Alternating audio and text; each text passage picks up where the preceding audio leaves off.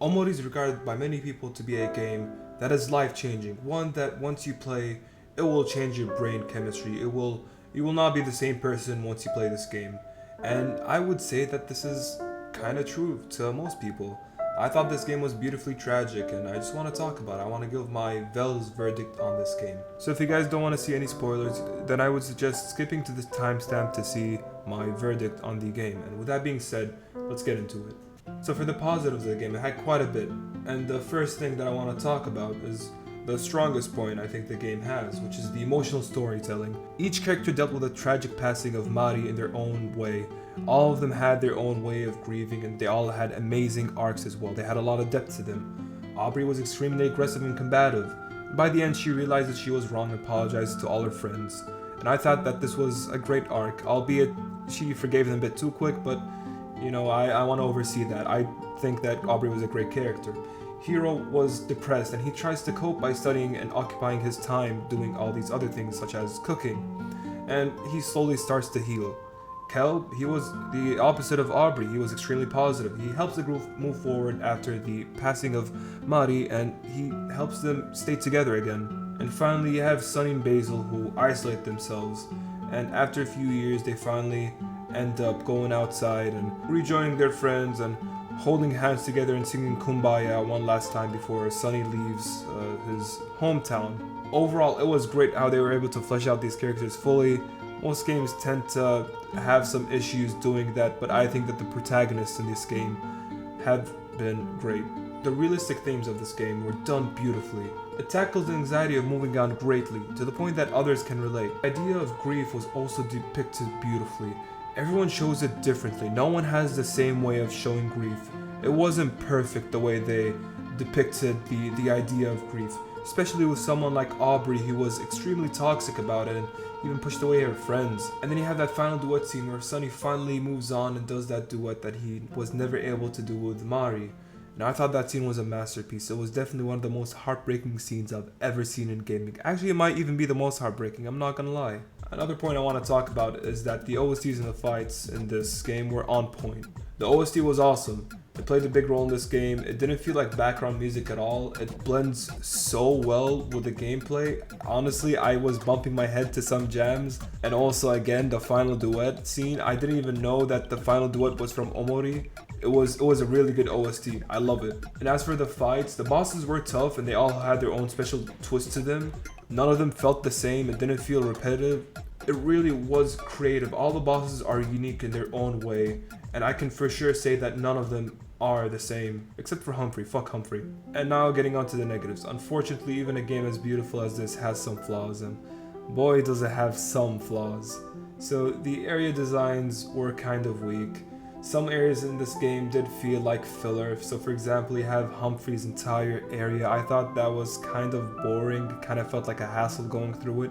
It wasn't really fun. The puzzles weren't that good, in my opinion. And some people complain about Sweetheart's Palace being one that dragged on quite a bit. I thought that was fine. I didn't mind it dragging on. I even liked Sweetheart's Castle. I think it was one of the better places. But I still do think that the Last Resort will be my favorite area in the game. Another negative is that the headspace was too disconnected from reality, in my opinion. There wasn't much of a connection between Sunny's friends in real life and in his headspace. I just wish that there were more parallels reflecting the relationships that Sunny had in real life with his friends as he did in the headspace. It kind of felt like they had two different storylines, one that takes place in reality and the other in his headspace. And I just wish that it kind of intertwined just a bit more. They kind of did that in the end, kind of. But I just wish that they did that a bit more even earlier during the second act of the game and even the first. The emotion system was a bit too lackluster. There wasn't much incentive using the emotions. You could honestly brute force most of the game without using them, if not beat all of the bosses as well without using the emotions. But the biggest negative of this game, the biggest flaw that exists in this game is with the ending, which is Marie's death. I thought that it was not a good plot twist. It really did feel forced. It didn't feel right for someone like Basil to even think about something like this. It really felt out of character. It really made me question why.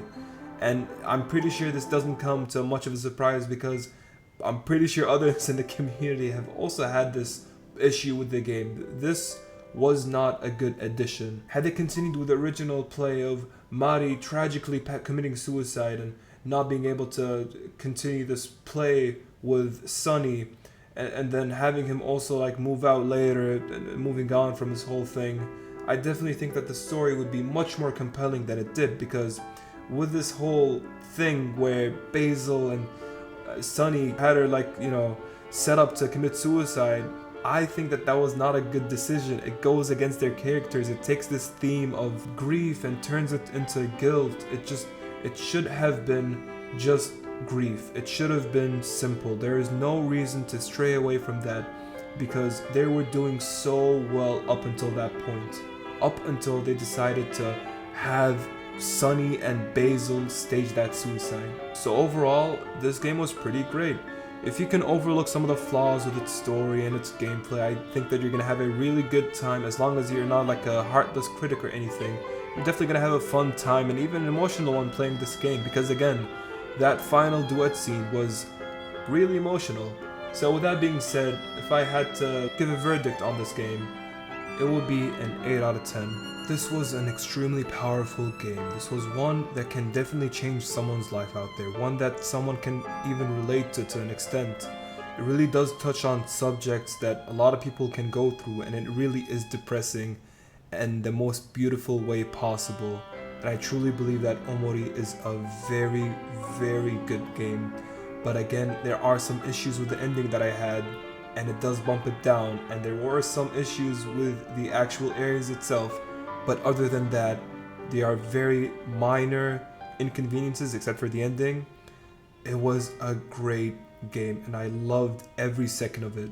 That's pretty much all I have to say about it.